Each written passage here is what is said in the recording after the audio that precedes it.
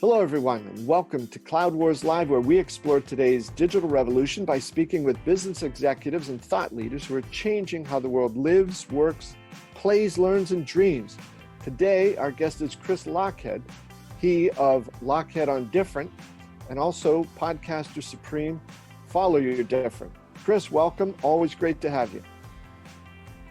Thanks for having me, Robert. Hey, do you like the blue shirt? As Robert. Yeah, do you like the blue shirt? Because usually, I don't go blue. Yeah, I know. Normally we're doing black, so mixing it up is good. And actually, shirt instead of turtleneck breakthrough, I think, because I'm pretty sure for the first 15 years I knew you, it was pretty much black turtleneck. Yes, it was a way of simplifying life, I found, and it's good in there. Chris, just over on a somber, serious subject for a minute. We are recording this episode here on September 11th. And I know in our previous chats, you have mentioned having attended the 9/11 Museum. Just talk about that a little bit, would you please, and the impression it made on you? Yeah, I think probably, a fair number of people had mixed feelings about going because on one hand, I wanted to go. And on the other hand, it's heavy and it's going to drive a whole set of emotions. But I went with a good buddy of mine. And here's the thing I think that blew me away the most. So I expected to feel moved by what happened, and I was, and had those kinds of emotions and the anger and the sadness and so forth. But the other thing that happened beyond sort of thinking about the event itself, the day itself, and all of the components of that day, I was blown away by the memorial, by the museum itself. And I haven't heard a lot of people talk about the museum itself. If they have, I've missed it. But I think the 9/11 Memorial Museum in New York is a great example of the absolute power of the human spirit. This place is so incredibly well done. It is so thoughtful, Bob. I mean, I know you've been there. It is so caring. I don't know, this may be a funny way. It's so on point. Like the respect and sort of the showcasing of the lives we lost and of the heroes of that day, and of the tragedy of that day. It's so respectfully done. It's so carefully thought. Every single step in the place is carefully and thoughtfully done. And to me, it's a powerful example of the human spirit to take such a tragedy, such a stain, such a hole in all of our hearts who remember that day, who were alive on that day, and to turn it into that acknowledgement, that honoring of all of it. I was blown away. It made me proud to be a human being, in the sense of when human beings come together with a massive commitment to do something legendary for something that matters so much to so many, and they create the memorial itself. I think it's one of the greatest creations in modern American history, just the thoughtfulness and the care of the memorial itself. Yeah, Chris, I couldn't agree with you more. And the scale of the place is astonishing, and yet it isn't about some crass thing of showing twisted metal and broken pieces and heart-wrenching videos, but it is about this connection that comes together. And to me, I thought one of the most powerful pieces of it is high up on a wall in the central part. They've got a quote from Virgil, and he says, "No day shall erase you from the memory of time." So it is a forward-looking piece there, and I think everything that you said about how incredibly personal, well done, and in some remarkable way uplifting that place can be. So No, it is uplifting. That's the crazy thing. You go in expecting to be emotionally crushed, and there are very many crushing things there. There are many memories that come back. I learned a few things that I didn't know or maybe had forgotten. And I'm assuming those sorts of experiences are true for a lot of people who go. Um, uh, but I was blown away by the memorial, and you do leave uplifted. The other thing I need to say, I don't know if you noticed this. I was stunned by this. The number of parents who brought young children, 6-year-olds, 8-year-olds, 12-year-olds. I was blown away by that, and somehow, I don't know, that's uplifting too. That a parent would bring a 6-year-old or an 8-year-old, and I thought, I was amazed by that. A final thought for me on that, Chris, is for the years leading up to when the museum opened, there would be lines of people standing on the sidewalk looking through the construction fence, year after year after year, 12 months, a year, lined up. There's something about that place that just riveted the human spirit. People, I'm certain, from every country on earth looking in there, just trying to understand, to touch the place in some way. And so as you've described it, what they have created in this memorial is something that is that fulfills that desire for people, I think, in some way to touch a part of our lives, and to have their children maybe get some sense of what went on in an almost untouchable experience or untouchable event. It is, as you said, legendary. And the thing about that, and I think you just captured it incredibly well. The wildest thing about the place is it captures the worst of humanity and the best of humanity at the same time, and it leaves you inspired because of it. Yeah. Well, Chris, thank you for your thoughts there. It's a powerful thing, and I would certainly second you in urging anybody who's around there to go see it. It will be one of the most unforgettable experiences, I think, of somebody's life. So, Chris, if we move from something quite profound to some things that are interesting, maybe a little playful, you had a few things on your list. So last time you talked a lot about the digital life that people have, is in some ways, for kids, younger people, it's the real thing. This physical world is not so much the real world, it's the digital world. And we talked a little bit about that. And you've got some here about dating apps and marriage. So what do you make of this? Yeah, so, ever since we talked, and it was sort of rolling around in my head for, I don't know, maybe about a week or so before that, 2 weeks before that, something like that. So this has been fresh in my head, and our conversation sort of lit up my brain even more on it. This idea that, what if it's actually true that there's some meaningful segment of the population who their, let's just call it, physical life is in many ways an interruption to their digital life. Unlike you and I, where our experience of being alive is we're alive in the physical world, and we have a digital experience that takes us from the physical world. You could argue adds to it. I mean, there's a lot of positive things about it. Otherwise, we wouldn't do it. I'm a huge fan of it for the most part. But then we put down our computer or our phone or whatever, and we have a conversation, or we go for a walk, or we enjoy a meal, or whatever, or we go to whatever it is we do, right? We engage, whatever it is. But there's a meaningful percent and a growing percent of the population who their digital life is their life, right? The esports and all that. So this story is fascinating. So last time, as part of that, I think we talked about the fact that there are a fair amount of reports out there, I'm sure popularized mostly by dating websites, but that say that approximately 50% of marriages in the United States are originate digitally. So that's fascinating. But then this here is the Wall Street Journal says that dating apps are making marriages stronger. And that couples who meet online tend to communicate better and have longer and happier relationships, and that the rate of marital breakups for people who met online was 25% lower than people who meet in person. And if you read the article, that one of the things they say in here is that people have an easier time now, Bob, opening up and being vulnerable and communicating digitally.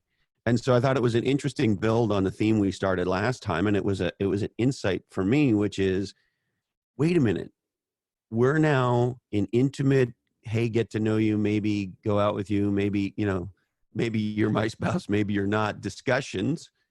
We are now at a place in the evolution of human beings, Bob, if you believe this stuff. And again, I'm sure it's um, influenced a little by some of these companies, but this is coming out from the Pew Center. So I don't know, it seems pretty legit. We're now at a place where in what you could argue is the most intimate of relationships, and at the most potent time, which is the beginning, where we get to know somebody who might be a potential mate or partner, we're now saying that people communicate more effectively digitally. So they don't just meet more effective digitally, they actually get to know each other better, and that leads to longer marriages. That's what the story says. Yeah. Yeah. And Chris, funny, in this, this digital world, you hear over and over and over about data, let's talk about the data, data driven, data centric, all these things.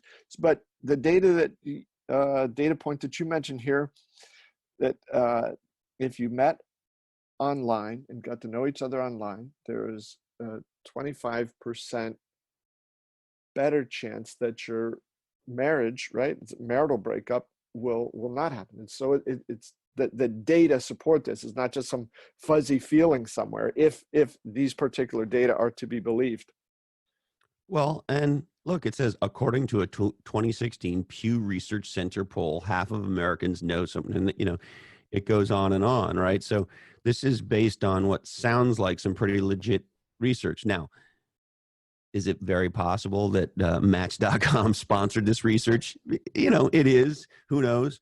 So, but I don't mean to be cynical, but regardless, yeah, this is a fascinating point, and it just begin. And now I start to see it everywhere, which is I start to notice things that indicate that our digital life is our quote unquote real life, and our physical life is either less important or an interruption, or that our digital ability, our digital experience of our lives is becoming more and more of what our lives are truly about.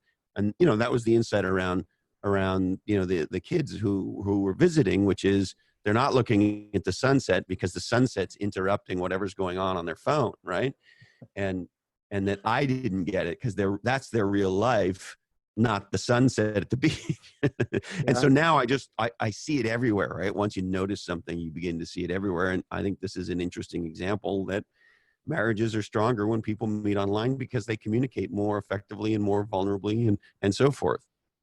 Yeah, Chris, it's powerful stuff. And I know that there's in movies and books and all, there's always been this search for, what's real, what's a dream, where do those worlds cross? Is there some other consciousness? And I not trying to get overly heavy or weird about this whole thing, but perhaps what seems quirky or odd or unusual to us, your larger point seems to be, hey, you can call it whatever you want, but it is becoming not fringe. This is mainstream.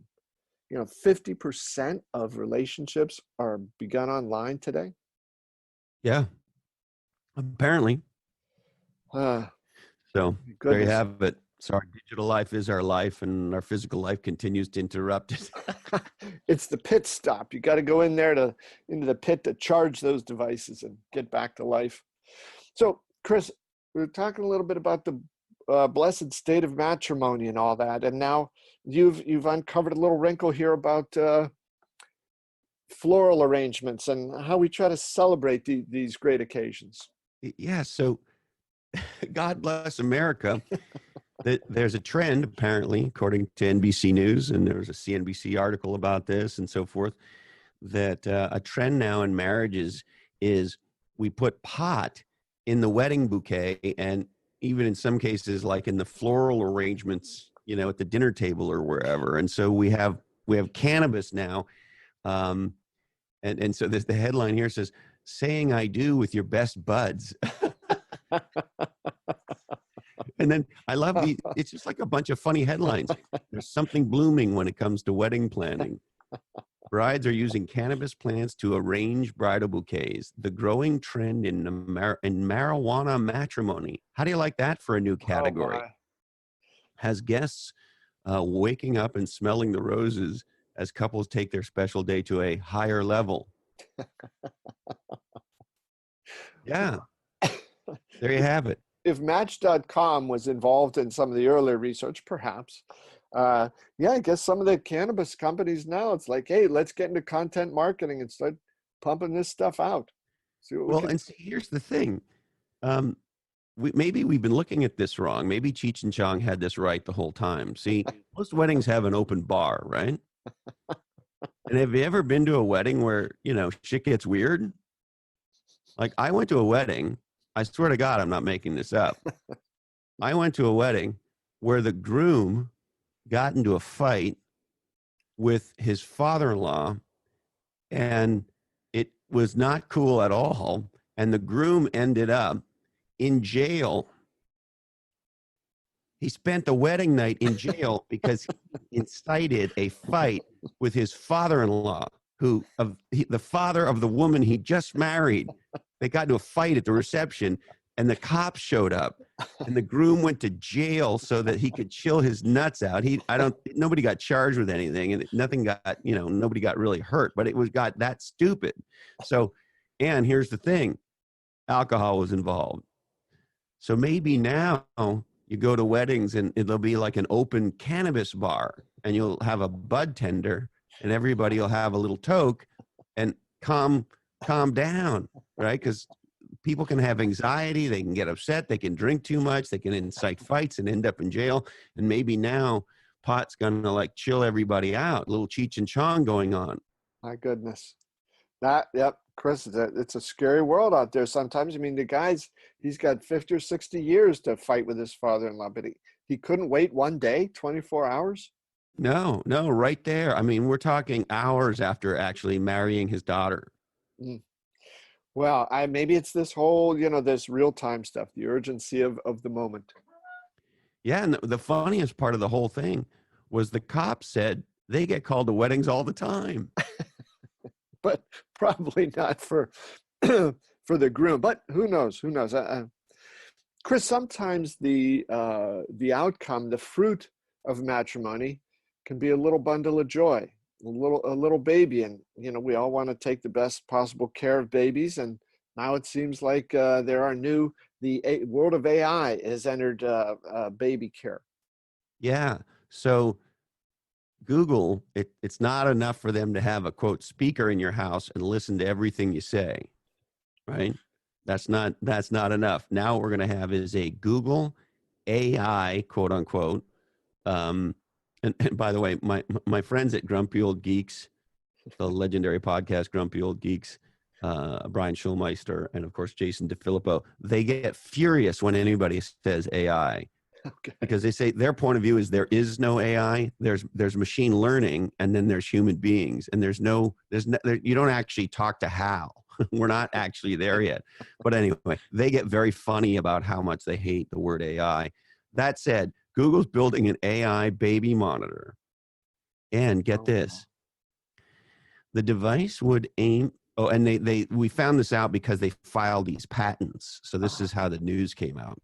So the product's not out yet. They are in the development, but the patents just hit and the media got hold of this thing.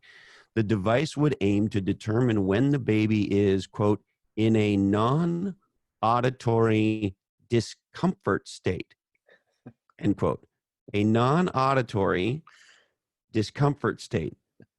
Who talks like that? What does that mean? I think it means if your baby, looks distressed. I think that's what that means. But a non-auditory discomfort state. Fucking A, guys. Anyways, and will inform caregivers up to 10 minutes ahead of the baby waking up, according to a patent.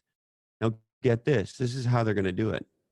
Google's smart AI machine learning baby monitor will have, quote, eye tracking technology that would detect when a baby is awake, asleep, or close to stirring, using video streaming, audio recording, and AI, sorry guys, the device will monitor the baby's behavior against a database of normal patterns. So they're going to have video streaming of your baby in real time with eye tracking technology. And so they're going to monitor everything about your baby, and they're going to compare that against all the other billions of babies in their database to tell you whether something's up with your baby or not. My goodness. Chris, what, I don't know. Some of the language that's used there is the non-auditory discomfort state. I believe I experience the non-auditory discomfort state every once in a while, but I try not to use this sort of Normally it's language. after a night of drinking. Yes, yes, weddings even sometimes, will Yeah, enter exactly. into Weddings can go. that. And Chris, last episode, just I got to touch on this because your point about artificial intelligence and there's no such thing, but last time you talked about, was it Goldman Sachs and the 5-year study on copywriting, content development? Yeah. Chase, JP Morgan Chase, sorry. And they spend 5 years doing that, and it turns out that the ones created by non-human entities were more effective than the ones created by humans. So I just think the term AI is odd because it's artificial means it's not real, but that was pretty darn real. Yeah. No, I hear you. This, though, is fascinating because, of course, like all of this stuff, you got to think about the pros and the cons. There's a case to be made that this kind of monitoring of a child could save lives. It may be many, many lives. Maybe the physical movements of an infant stored in a database. There will be dots connected that we couldn't have imagined. It's almost, you could say it's almost likely that there will be some fascinating breakthrough insights that will come that potentially could have a huge positive benefit. And you could argue if it saved one baby's life, then it would be worth everybody jumping in and doing this thing. On the other hand, however, Google will now have ongoing streaming video of your children. They'll know by definition how many children you have. They'll know a whole bunch of things about your family. They'll know who your caregivers are, or certainly they'll know who you give access to this feed, right? And by definition, that person is a caregiver or somebody important in your life and the child. I mean, you just think how much more Google will know about human beings and about specific human beings. And so Google wants to analyze you from the minute you show up. Yeah. And when you're not even awake. I like that thing about it will notify you 10 minutes before the baby wakes. That's pretty precise. So maybe there's some algorithm that does all that, but because I think, like a lot of companies, you look at some of the biggest tech companies and many other types of companies as well, in or out of the tech industry. But since Google's in tech, right, this issue of trust, rise to the top. So the point you just made about the potential benefits of this, on the other hand, the trade-offs, I think you got to earn a whole lot of trust right before you're going to start letting somebody have any insight into what's going on with your baby. So I'm not sure. So I, in some ways, admire their willingness to push the boundaries of research and all this. This is, I get the creeps from this. It fires up my George Orwell. It sure does. Yeah. Yeah. Yeah.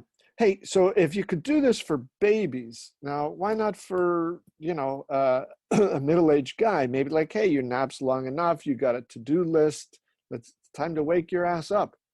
Well, and at what point are they going to come forward with an argument, and maybe a legitimate one, who knows, that having an adult monitor is what you want. So everything they just said is now pointed at you and I, and it's going to give us all sorts of data around, how much REM sleep we get and this and that and the other. And, there'll be some argument about why this AI streaming nanny cam for yourself is a really good thing because it'll improve your health because you'll know all this stuff. I don't know what, I'm making this up, but there will come some argument for why we should do this to ourselves. I mean, there are already sleep monitors, Yeah. right? So this isn't this the next evolution in sleep monitors, even for non-babies? Well, and the case is strengthened for that sort of approach when you reflect back on some of your comments from a few minutes ago about, for a growing number of people, the digital world is the real world. Right? That's a place where I exist and want to exist. And if this enhances my digital life, well, heck yeah, it's good. Let's go get it. I'm gonna decline. Yeah.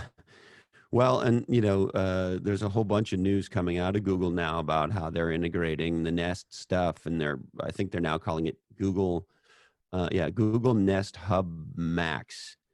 The bigger Nest Hub is, well, this, I guess CNET doesn't like it, but they've built this hub thing now where everything connects. So all of the cameras and speakers and all of the in-home IoT type stuff that they're doing, they've sort of pulled it together in a suite that I think they're calling Google Nest. And this is the review here on CNET on the Nest Hub Max, which sounds like they don't really like. But yeah, it's got screens and cameras and speakers and oh my. Hey, Chris, what as you're talking about that name, and in your former CMO life, you're reflecting a little on the naming there. Did you hear this morning that Salesforce has come out with a new ad campaign, marketing campaign? This almost sounds like you're setting me up for a joke. No, I wouldn't do that. But they say that they want to try to, all the things humanize their brand and all that. But it's like reconnect companies with their customers. That's their basic approach there. And it's interesting because Salesforce doesn't sell to consumers, but the ad and marketing campaign is going to be aimed at that. And I thought it was an interesting angle here for a tech company. And I wondered if you get your CMO disgruntifier Bob you later on and see what you think of that. Here's what I think about it. I think Bob Evans and the Cloud Wars team is doing a very good job, because as you were talking, I Googled Salesforce, I clicked on news, and the first thing that comes up is cloudwars.com, Salesforce demolishing B2C and B2B with slick new ad campaign. Well, So you guys are killing it on the making a independent media company thing happen here, Senator Evans. That's the first thing I think. was I groveling for a compliment there? Was it that obvious, that transparent? I'm sorry. I just say it's so, it just, I think a reflection more, right? That these big technology companies stepping out of their former sort of isolated roles and coming into people's lives. Salesforce, Benioff has been saying over and over, he said, every company has, whether you sell through channels or partners, you got to have a direct relationship with the customer. And I just think it's so interesting that they are choosing now to come try to inform the world about how they help businesses do that. It's a sign of, I The think. interesting thing too is how simple the idea is. Quote, we bring companies and customers together. Yeah. Yeah. But there is this feel-good thing that companies are trying to wrap themselves in today, more than ever. There was an article in the Wall Street Journal not long ago about how there's a group of CEOs, Fortune 500 type CEOs, who are saying companies have to be on a mission greater than just delivering returns to shareholders, and there's got to be some kind of a good for people, good for the world, social good component, and that overly focusing on quarterly earnings. And there are a lot of venture capitalists now. There's a lot of debate in Silicon Valley right now around quote unquote the ethics or the morals of venture capital. And if you had the big parlor question in Silicon Valley right now is, if you had an opportunity to invest in Juul and make a ton of money, knowing what we now know, would you? So there's all this discussion about sort of the role of companies and should it be bigger than just making money. And so it's interesting to see Salesforce doing this. Yeah. And Chris, I wanted to use that just to touch over on a company you admire greatly, and that is the medium through which we're connecting right now, Zoom. And your buddy Eric Yuan, you had some interesting little details and thoughts about that as well.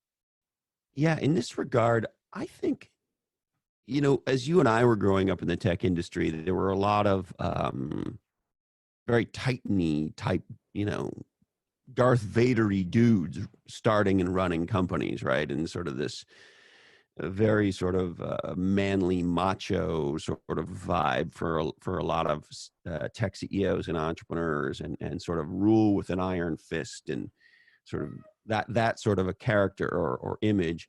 Yeah, Eric Chainsaw Al Dunlap, just right, part of his Chainsaw name. Al, yeah. How would you like to? Well, so here's the point on Eric. He's the opposite of Chainsaw Al, and nobody's calling him Chainsaw Eric. And this guy, I think, is emblematic now of what we're starting to see, the new founder CEO. His whole thing, we just had him, he's been on my podcast twice, and he just came back. So they just did an IPO. The company's valued north of $20 billion. It's an 8-year-old company. They raised 350 something million dollars in a crazy Wow. successful IPO. Eric's now a multi-billionaire. And if you listen to the episode, or you talk to him, or you hear him anywhere, he's like this. And I say this in the most laudatory way I can say it. He's this very simplistic, sage-like, almost Yoda-esque in the way he talks, right? It's like so you ask him a question like, "Hey, Eric, how do you build a legendary business that in 8 years goes public, raises over $300 million and is worth over $20 billion and personally turns you into a billionaire? How do you do that?" Right? And I'm exaggerating on purpose, but yeah, ask him, how do you be successful in Yeah. business as an entrepreneur? Things along those lines. He says, well, you hire people, you make them really happy. You focus on making your customers happy. It's really important to make your investors and your partners happy. And if you create an environment where your people are happy and your customers are happy and your investors and your partners are happy, you'll be happy and successful. I mean, I'm paraphrasing, but Yeah. Yeah. Yeah. it's, and then I got to show you this. Let me grab it. There's this website, Glassdoor, where it's sort of the Yelp of companies, Uh-huh. right? Where employees go on and rate their employer anonymously, of course. And so if you go on Zoom, if you go on Glassdoor and you take a look at Zoom, let me make sure I get this right. The ratings on Zoom and Eric are absolutely crazy. They're in the 90s. I'm not pulling this up quickly enough, but the bottom line is the employees get to rate the company. They say, would they refer a friend to work at this company? And they get to rate the CEO. And on all of these dimensions, Bob, it's in the high 90s, like Wow. a 97% approval rating for Eric as a CEO. Unbelievable. Unbelievable. And Chris, what was your point about his eight tries? Oh, He has quite a record, and what you've always said about perseverance. yeah. So here's the interesting thing. So Eric is like myself, an immigrant to this country. Unlike myself, he's from China. And when he was a young engineer in China, he saw Netscape go public at the beginning of the internet when, I mean, you remember it well, of course. And there was something in him that said, I got to get to the United States. I got to get to Silicon Valley. I want to be part of this. And it was a very hard thing for him to get into the United States as a young engineer. And it took him 8 tries to get accepted to come here.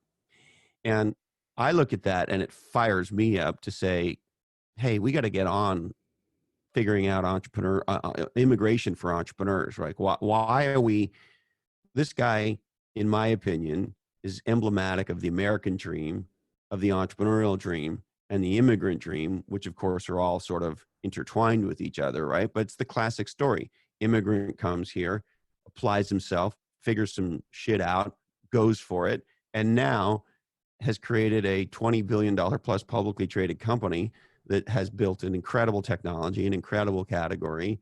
He's created a tremendous amount of wealth, and he's a freaking billionaire, and he's making a giant difference in terms of this wonderful technology that we're currently using that, you know, many, many thousands of people love, right?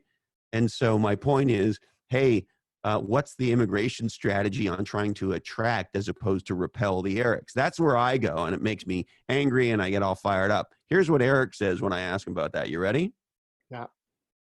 I think it was a good thing that it was really hard for me to get into the United States, because it taught me as a young man perseverance. And I have persevered over and over and over again in the face of ridiculous odds. And so I think it was a good thing, right? And so like, this guy is just like a happy sage, and he could look at something like that as a positive when it makes me angry. Yeah, it is a remarkable story what's gone on there with him, but he had the idea, and you said, you know, he's kept a sense of humility, doesn't try to make it up in, you know, Clash of the Titans and all this. He's just saying, you know, make people happy, do good things, you know, The keep thing on I love, cooking I them. asked him the question, you know, what it was like to go public and so forth and so on. And he said, well, we celebrated for half a day, and then we got back to execution, because we got to continuously make our customers happy and make our people happy and make our investors happy. And like, he just, and you kind of believe him. That's probably what happened. He probably had a celebration for the morning when you know, ring the bell. And then I bet you at 1 o'clock, he was on a conference call with customers or partners or somebody, or looking at product. I have no doubt. Yeah. Chris has a story from what is 20-ish years ago after Microsoft's IPO.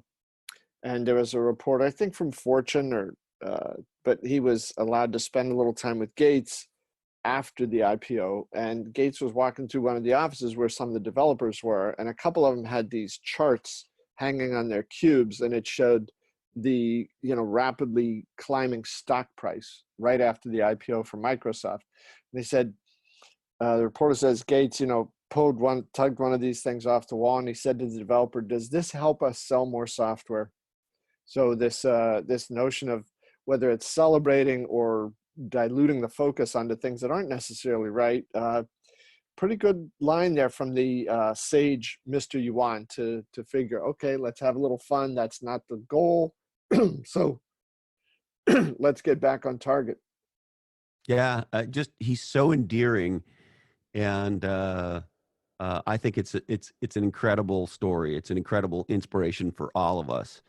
And even if you're not entrepreneurial yourself, you know, if you're somebody who believes in the American dream, the power of technology to make a difference. And look, I know to some people this sounds corny. I don't care.